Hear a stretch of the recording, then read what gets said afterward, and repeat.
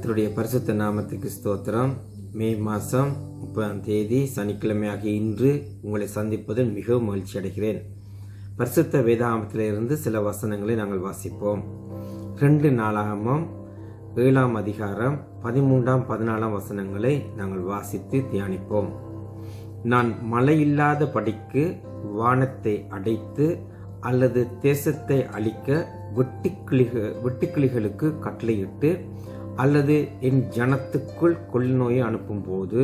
14ஆம் வசனம், என் நாமம் தரிக்கப்பட்ட என் ஜனங்கள் தங்களை தாழ்த்தி ஜெபம் பண்ணி என் முகத்தை தேடி தங்கள் பொல்லாத வழிகளை விட்டு திரும்பினால் அப்பொழுது பரலோகத்திலிருக்கிற நான் கேட்டு அவர்கள் பாவத்தை மன்னித்து அவர்கள் தேசத்துக்கு சேமத்தை கொடுப்பேன். பிரியமானவர்களே, நாங்கள் 13ஆம் வசனத்திலே 3 காரியத்தை பார்க்கிறோம். ஒன்று, மழை இல்லை, வறட்சி, செழிப்பு இல்லை. 2வது, வெட்டுக்கிளிகள். இன்றைய நாட்களையும் கூட நாங்கள் அநேக செய்திகளை கேள்விப்படுகிறோம். பல கூட்டமாக வெட்டுக்கிளிகள் வந்து தேசத்தில் இருக்க பயிர்களை அழிக்கிறதை நாங்கள் கேள்விப்படுகிறோம். அது மாத்திரமல்ல, சவுதி அரேபியா போன்ற நாட்களிலே காகம் கூட்டமாக வந்து அங்கு பல தொல்லைகளை கொடுக்கிறதையும் கேள்விப்படுகிறோம். 3வதாக இந்த வசனத்தில் பார்க்கிறோம், கொள்ளை நோய். இன்றைய நாட்களில் இருக்கிற கொள்ளை நோய் பற்றி எங்களுக்கு தெளிவாக தெரியும். பிரியமானவர்களே, இந்த 3 காரியமும் தேசத்திலே இருக்காமல் இருக்க இயேசு கிறிஸ்து என்ற நாமத்தை தரித்தவர்கள், கர்த்தரை பின்பற்றுகிறவர்கள், ஆண்டவரை பின்பற்றுகிற இந்த ஜனங்கள் முதலாவது தங்களை தாழ்த்தி அவர்கள் கர்த்தரிடத்தில் வேண்டிக் கொண்டால் அந்த தேசத்திலே இந்த 3 காரியமும் வராதாம். செழிப்பு இருக்கும், வெட்டுக்கிளிகள மற்ற எந்த காகத்திற்கு தொல்லைகள் இருக்காது. அது மாத்திரமல்ல, கொள்ளை நோயில இருந்து தேசம் காக்கப்படுமாம். பிரியமானவர்களே, தேசம் காக்கப்பட கர்த்தருடைய ஜனங்களாகிய நாங்கள் எங்களுடைய வாழ்க்கையிலே மாற்றம் வர வேணும். எங்களுடைய வாழ்க்கையிலே நாங்கள் மாற்றங்கள் வருமானால், மனமாற்றம் இருந்தால் வாழ்க்கையிலே மாற்றம் வரும். எங்களுடைய வாழ்க்கையிலே மனமாற்றம் இருந்தால் வாழ்க்கையிலே மாற்றம் வரும். எனவே எங்களை தாழ்த்த வேண்டும். பிரியமானவர்களே, மாத கடைசியில் வந்திருக்கிற நாங்கள் மாதம் நாங்கள் அந்த மாதத்தில் நாங்கள் செய்த சகல காரியங்களையும் எங்களை குறித்து ஆராய்ந்து பார்த்து நாங்கள் எங்களுடைய கர்த்தருக்கு பிரியமில்லாத காரியங்கள் என்ன உண்டு என்று நாங்கள் தியானித்து எங்களுடைய இருக்கிற பெருமைகள், எங்களுடைய இருக்கிற வைராக்கியங்கள், எங்களுடைய இருக்கிற இருமாப்புகள், எங்களுடைய இருக்கிற மூர்க்கமான சிந்தனைகள், எண்ணங்கள், இந்த காரியத்திலே இருந்து எங்களை விடுவிப்பதற்கு நாங்கள் உபவாசம் இருப்பது உண்டு. எனவே உபவாசித்து நாங்கள் செபிக்கும் பொழுது எங்களுடைய வாழ்க்கையில் இருக்க எல்லா பெருமை, இருமாப்பு, அயோக்கியமானத்தனம் எல்லாவற்றையும் கர்த்தர் சந்திக்க, கர்த்தரே வந்து எங்களுக்குள் வாசம் செய்யும் பொழுது நாங்கள் இந்த இப்படியான குணாதிசயத்திலிருந்து மாற்றம் வரும். எனவே பிரியமானவர்களே, இந்த நாட்கள் இன்றைக்கு, நாளைக்கு, நாளாண்டைக்கு 3 நாட்களை நாங்கள் உபவாசித்து நாங்கள் ஜெபிக்கும் பொழுது கர்த்தர் அதிசயத்தை எங்களுக்கு தர்ற தேவனாய் இருக்கிறார். யோசுவா எழுதின புத்தகத்திலையும் கூட நாங்கள் வாசிக்கிறோம். கர்த்தர் யோசுவாவை நோக்கி கூப்பிட்டு சொல்கிறார், நீங்கள் 3 நாளைக்கு உங்களை ஆயத்தப்படுத்தும் பொழுது 3வது நாளிலே நீங்கள் வெற்றியை காண்பீர்கள் சொன்னபடி யோசுவாவும் ஜனங்களும் அங்கு உபவாசம் இருந்து அவர்கள் செவித்து கர்த்தருக்கு தங்களுடைய வாழ்க்கையை பரிசுத்தப்படுத்தும் பொழுது அங்கு 3வது நாளிலே அதிசயங்களை கண்டார். அதே வண்ணமாக எங்களுடைய வாழ்க்கையிலையும் கூட நாங்கள் உபவாசித்து எங்களுடைய வாழ்க்கையிலே தாழ்மை வேணும்னு சொல்லி நாங்கள் கேட்போமானால் கர்த்தர் தரக்கூடியதாக இருப்பார். உபவாசம் என்றால் என்ன? நாங்கள் பட்டினி இருப்பது மாத்திரமல்ல, அநேக நேரம் வேதத்தை வாசித்து நாங்கள் தியானித்து எங்கள் வாழ்க்கையில் இருக்கிற காரியங்களிலிருந்து நாங்கள் வெளியிலே வர வேண்டும். எங்களுடைய வேலைஸ்தனம், எங்களுடைய குடும்பம், எங்களுடைய சர்ச், எல்லா இடத்தையும் நாங்கள் எப்படி வாழ்கின்றோம், உபவாசம் என்றால் என்னன்னு சொல்லி நாங்கள் ஏசாயா எழுதின புத்தகம் 58ஆம் அதிகாரம் 7ஆம் வசனத்தை நாங்கள் வாசிப்போமானால் அங்கு நாங்கள் பார்க்கிறோம், பசி உள்ளவனுக்கு உன் ஆகாரத்தை பகிர்ந்து கொடுக்கிறதும், துரத்துண்ட சிறுமியானவர்கள் வீட்டிலே சேர்த்து கொள்கிறதும், வஸ்திரம் இல்லாதவனை நாங்கள் கண்டால் அவனுக்கு வஸ்திரம் கொடுப்பதும் அல்லவா உகந்த உபவாசம் சொல்லி நாங்கள் வாசிக்கிறோம். அது மாத்திரமல்ல, இப்படி செய்கிறவர்கள் கர்த்தரை கூப்பிட்டால் கர்த்தர் மறு உத்தரவு கொடுப்பாராம் 9ஆம் வசனத்தில் நாங்கள் வாசிக்கிறோம்.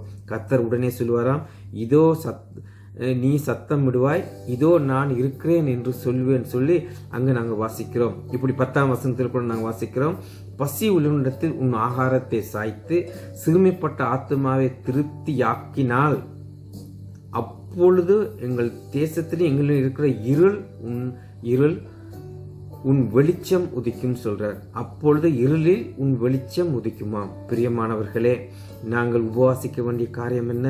தாழ்த்த வேண்டிய காரியம் என்ன? நாங்கள் மற்றவர்களை நேசிக்க வேண்டும்.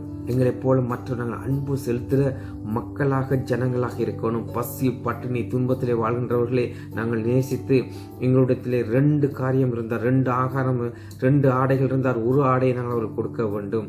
எங்கள்கிட்ட இருக்கிறது மற்றவரிடத்தில் பகிர்ந்து கொடுக்கிற பிள்ளைகளாக நாங்கள் இருக்க வேண்டும். மற்றவர்கள் நாங்கள் நேசிக்க வேண்டும். பிரியமானவர்களே, இன்றைக்கு எங்களுடைய வாழ்க்கையின் குடும்பத்தில் நாங்கள் எப்படி மற்றவர்களை நேசிக்கிறோம்? எங்களுடைய பெருமைகள் எப்படி? மற்றவர்கள் நாங்கள் எப்படி மதிக்கிறோம்? எங்களுடைய மனைவியை எப்படி மதிக்கிறோம்? மனைவியை எப்படி கணவனை மதிக்கிறார்கள்? எப்படி எங்களுடைய பேச்சுக்கள், எங்களுடைய பிள்ளைகளை நாங்கள் எப்படி நாங்கள் நடத்துகிறோம்? எப்படி அன்பாக நாங்கள் இருக்கிறோம்? நாங்கள் இந்த நாட்களில் பார்க்கிறோம், தாய் மகளோடு போட்டி போடுறதும் மகள் தாயோடு போட்டி போடுற உலகமாக இருக்கிறது. அது மாத்திரமல்ல பிரியமானவர்களே, குடும்பத்தில் அயோக்கியமான தனங்கள், பேச்சுக்கள் சரியில்லை, பெருமையான காரியம், இருமாப்பான காரியங்கள், அயோக்கியமான தனங்கள் குடும்பத்திலே. வேலை செலுத்திலே நாங்கள் எப்படி வாழ்கின்றோம்? எங்களுக்கு தெரிந்த வேலையை மற்றவர்களுக்கு கற்றுக் கொடுக்கிறோமா? மற்றவர்களை நாங்கள் உருவாக்கி விடுகிறோமா? அல்லது வேலை செய்யறத்திலே ஆளுக்கால் நாங்கள் போட்டி போட்டு ஒருவரை ஒருவர் அழிக்கிற கிறிஸ்தவர்களாக அவருடைய நாமம் தரிக்கப்பட்ட ஜனங்களாக நாங்கள் இருக்கிறோமா? அப்படியாக நாங்கள் வாழாதபடி எங்களை தாழ்த்தவனும் உபவாசத்தை செபித்து கர்த்தரே எங்கள் உள்ளத்திலே வந்தால் மாத்திரமே தான் கர்த்தருடைய இருதயம் எங்களுக்குள் வரும். எனவே வேலை ஸ்தலத்திலே எங்களுக்கு தெரிந்த காரியத்தை மற்றவர்களுக்கு பகிர்ந்து கொடுத்து அவர்கள் எப்படியும் வாழ்ந்து போகட்டும். ஆனால் நாங்கள் எப்படி அவருடைய நாமம் தரிக்கப்பட்ட ஜனங்கள் எப்படி வாழ்கிறோம்? மற்றவர்களுக்கு கற்றுக் கொடுத்து ஒரு நீதி, ஒரு நியாயம் நடக்கிற ஒரு வேலை ஸ்தலமாக நாங்கள் வைத்திருக்கிறோமா? அல்லது நாங்கள் அவ்விதமாக மற்றவர்கள் பழகிறோமா? அவர்கள் செய்கிறதுக்கு சரிக்கு சமமாக வாழ்கிற மக்களாக, மற்றவர்களை மன்னிக்காதவனாக, மற்றவனை நாங்கள் வெறுக்கிறவனாக, சுய லாபத்தை தேடுகிறவன் நாங்கள் வாழ்கிறோமா? பிரியமானவரே, எப்படி எங்களுடைய சபை இருக்கிறது? போதகர் அல்லது வழிநடத்துகிறவர், ஊழியக்காரன் சொல்லி நாங்கள் எப்படி இருக்கிறோம்? எங்களுடைய குடும்பத்துக்கு மாத்திரம் நாங்கள் முக்கியத்துவம் கொடுக்கிறோமா? அந்த குடும்ப பிசாசு என்று சொல்கிறப்ப அதே வண்ணமாக சபையிலும் குடும்பமாக நாங்கள் சபையை நடத்துகிறோமா? என்னுடைய மனைவி, என்னுடைய பிள்ளைகள் மாத்திரம்தான் கர்த்தருடைய ஊழியத்திலே பங்கெடுத்து எல்லா காரியத்தையும் செய்கிற விதமாக எங்களுடைய சபை உண்டா? பிரியமானவரே, எவ்வளவு கர்த்தருக்கு அருவருப்பான காரியங்கள், எவ்வளவு அருவருப்பான காரியங்கள். பிரியமானவர்களே, சபையிலே இன்றைக்கு எங்களுடைய குடும்பத்தவர் மற்றவர்கள் பாய் போடுறதுக்கும், கதிரை தூக்குறதுக்கும், பாஸ்டர் பைபிளை தூக்குறதுக்கும், அவருடைய காரை திறந்து விடுறதுக்குமா சபை மக்கள் இருக்கிறார்கள். அவருடைய காணிக்கையிலே, அவர் தர்ற காணிக்கையிலே வாழுகிற சபை நடத்துகிற நாங்கள் எவ்விதமாக எங்களுடைய சபைகள் உண்டு? சபையில போதர்மார் ஊழியக்காரர் நாங்கள் இருக்கிறோம். பிரியமானவர்களே, எங்கள் நிமித்தமாகத்தான் இந்த வெட்டுக்கிளிகள் வருகிறது, எங்கள் நிமித்தமாகத்தான் கொள்ளை நோய் வரப்பட்டிருக்கிறது, எங்கள் நிமித்தத்தான் நாட்டிலே செழிப்பு இல்லை. சபையில் இருக்கிற அத்தனை பேரும் கர்த்தருடைய பிள்ளைகள் சொன்னால் அது எங்களுடைய பிள்ளைகள் தான். எங்களுடைய பிள்ளைகளுக்கு இருக்கிற எல்லா தாளந்துகளையும் நாங்கள் அவர்களை பார்த்து அவர்களை உற்சாகப்படுத்தி ஒவ்வொருவரையும் நாங்கள் கூட்டமாக கர்த்தருடைய ஊழியத்துக்காக நாங்கள் ஆயத்தப்படுத்த வேண்டும். என்னுடைய மகன், என்னுடைய மகள், என்னுடைய மனைவி மாத்திரமல்ல, சபையிலே நாங்கள் காரியங்கள் செய்வது. சபையில் இருக்கிற அத்தனை பிள்ளைகளையும் எங்களுடைய பிள்ளைகள். சபையில் வர்ற அத்தனை, ஒரு நாள் சபையிலே கால் வைத்திருந்தாலும் அந்த மகனோ மகளோ அவள் எங்களுடைய பிள்ளைகளாக இருக்கிறார்கள். எனவே அவர்களை உருவாக்க வேண்டியது எங்களுடைய கடமை. வேதம் சொல்கிறது, நீங்கள் உலகம் பூராக போய் நீங்கள்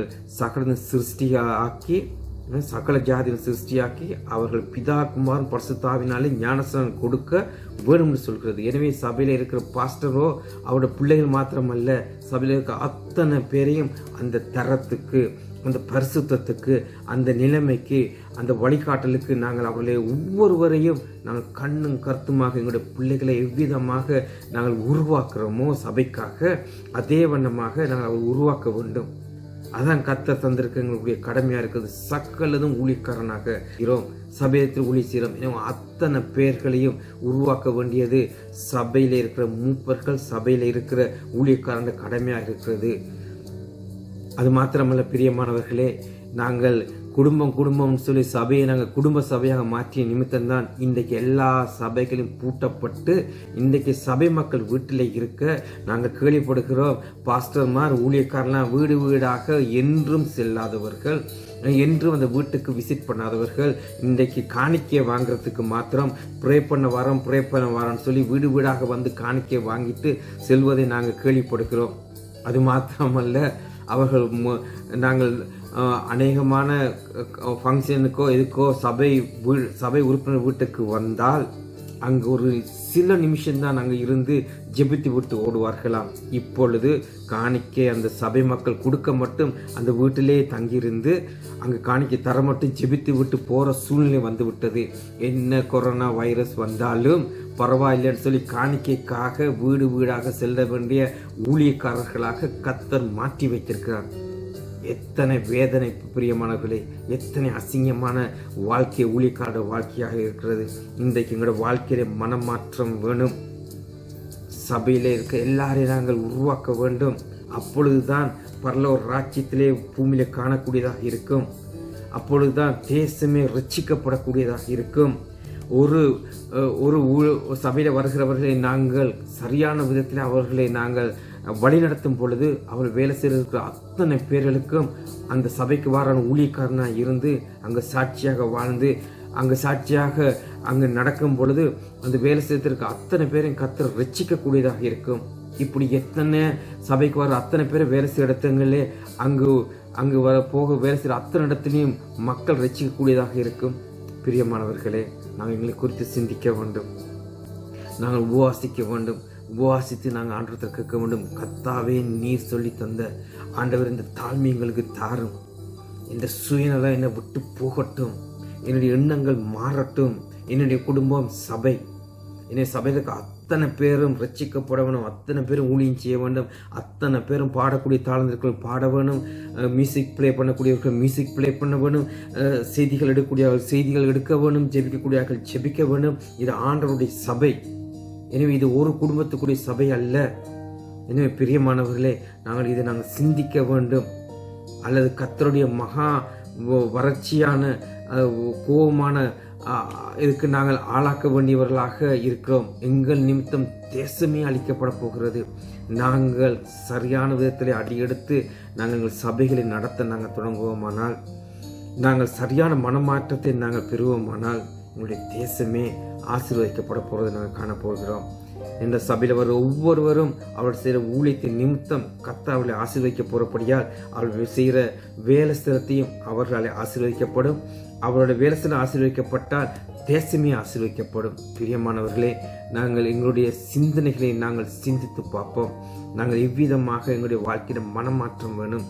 இந்த மனமாற்றம் வர வேண்டுமானால் நாங்கள் கர்த்தருடைய பாதத்திலே இந்த 3 நாள் தரித்திருந்து உபவாசித்து எப்படி உபவாசம் செய்வோம்னு சொல்லி அங்கு நாங்கள் 58ஆம் அதிகாரம் ஏசாயா 58ஆம் அதிகாரம் 7ஆம் 8ஆம் 9ஆம் 10ஆம் வசனத்தில் தெளிவாக போடப்பட்டிருக்கிறது. நாங்கள் பட்டினியாக இருந்து முட்டுக்காக இருந்து ஜெபிப்பது மாத்திரமல்ல, என் வாழ்க்கையை மற்றவர்கள் பிட்டு கொடுக்க வேணும். நாங்கள் மற்றவர்கள் வாழ்க்கையை பிட்டு கொடுக்கும் பொழுது கர்த்தர் அந்த இடத்துல வந்து இறங்கி எங்களை அபிஷேகிக்கிறார். அவரை வல்லமையான அபிஷேகம் எங்களுக்குள் வரும் பொழுது மாத்திரமே எங்கள் இருதயத்தில் மாற்றம் வரும். நாங்கள் அப்படி வாழக்கூடியதாக இருக்கும். எல்லாரையும் எங்களுடைய பிள்ளைகளாக நாங்கள் ஏற்றுக்கொள்ளக்கூடிய மனநிலை வரும். எங்களுக்கு தெரிந்த சகலது மற்றவங்களுக்கு கற்றுக் கொடுக்க வேலை சிலத்திலேயோ சபையிலேயோ அந்த இருதயம் எங்களுக்கு வரும். அப்படி வருமானா இருந்தால் எத்தனை பெரிய ஆசீர்வாதமாக நாங்கள் எங்களுடைய தேசமும் எங்களுடைய குடும்பமும் எங்களுடைய சபையும் இருக்கும். எனவே பிரியமானவர்களே, எங்களை கர்த்தரிடத்தில் ஒப்பு கொடுத்து வருகிற இன்றைக்கு நாளைக்கு நாளண்டைக்கு நாங்கள் ஏசாயா 58ஆம் அதிகாரத்தை திரும்பி வாசித்து சரி செய்ய வேண்டிய சரி செய்யும் பொழுது கர்த்தர் எங்களுக்கு மாத்திரமல்ல தேசத்துக்கே சேமத்தை தருவார். கண்களை மூடி நாங்கள் ஜெபிப்போம். கர்த்தாவே, இயேசுவே, இந்த வேளையிலே கர்த்தாவே, எங்களுடைய வாழ்க்கை சரியில்லை சுவாமி. எங்கள் வாழ்க்கையில் இருக்கிற அத்தனையும் கர்த்தாவை நீர் மாற்றி உம்மை போல இருதயத்தை தாரும். இயேசுவே, எங்களுடைய தேசத்திலே இன்றைக்கு பஞ்சம் ஆண்டவரே, எங்கள் தேசத்திலே வெட்டுக்கிளிகள் ஆண்டவரே, எங்கள் தேசத்திலே கொள்ள நோய்கள் காரணம் அவருடைய நாமம் தெரிவிக்கப்பட்ட நாங்கள் ஆண்டவர் எங்களுக்குள்ளே இருக்கிற உமக்கு சித்தமில்லாத எல்லா காரியங்களையும் எடுத்து போட்டு கர்த்தாவே எங்களை நாங்கள் தாழ்த்தி ஆண்டவரே நாங்கள் செபிக்கும் பொழுது எங்கள் செபத்தை நீர் கேட்டு ஆண்டவர் தேசத்திலே பெரிய கர்த்தாவே அதிசயங்களை செய்யும்படி செபிக்கிறோம். எங்கள் வாழ்க்கையை அதிசயம் செய்யுங்கள். எங்களுடைய சபையிலையும் அதே அதிசயத்தை சீரமைக்க ஸ்தோத்திரம். அப்பா அந்த 3 நாள் எங்களோட பேசுங்கள். சரி செய்ய வேண்டிய அத்தனையும் ஒவ்வொருவரோடையும் கர்த்தாவே ராஜா பேசும். எங்கள் வாழ்க்கையில் மனமாற்றம் வரட்டும். இயேசுவின் நாமத்தினாலே மனமாற்றம் வரட்டும். இந்த நாட்கள் 3 நாளும் ஆண்டவரே கர்த்தாவே வருகிற வெற்றியை தரக்கூடிய நாட்களை நாங்கள் மாற்றி தரும்படி செபிக்கிறோம். எங்களை நம்முடைய கருத்தில் ஒப்பு கொடுக்கிறோம். பொறுப்படுங்கள், வழிநடத்துங்கள். எல்லாவற்றையும் எங்களுக்காக மரித்து உயிர்த்த அன்பான இயேசுவின் நாமத்தை தான்மைக்கு நிற்கும் பரம்பிதாவே. ஆமென். கர்த்தர் தாமே எங்கள் ஒவ்வொருவரையும் ஆசீர்வதிப்பாராக. ஆமென்.